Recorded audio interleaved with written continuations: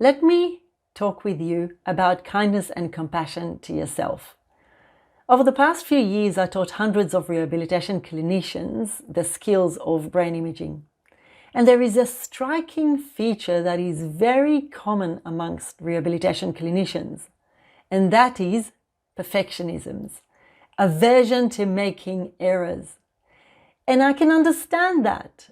We work in a profession in which errors have profound effect on the lives of others.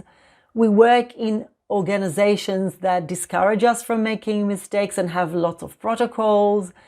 Mistakes could cost us our profession. They could be associated with litigation. I understand all of that. But sometimes if you're so worried about making errors, it can limit your progress, because you have to acknowledge, one, that we are humans, and two, that learning involves mistakes.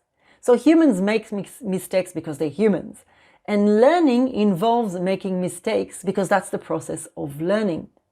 And it's inevitable that sooner or later you'll make mistakes. How is that related to brain imaging? Brain imaging is an area that most of us haven't learned much about. If it was mentioned in uni, it was mentioned in passing, and there wasn't a lot of details that was included, and it certainly wasn't taught within clinical context. If we learned it from radiologists, we learned it in the context of pathology and not in the context of function. So the scope of learning brain imaging around us is a little bit limited, and there's probably going to be a lot of errors when you start looking at brain imaging. But it's important to know that there's ways of learning brain imaging, and that it is possible for you as a rehabilitation clinician to become proficient with viewing brain imaging, given the right training and given the kindness and the compassion to yourself, accepting all those many mistakes you'll do in the beginning until you learn the skills and can be more independent with them.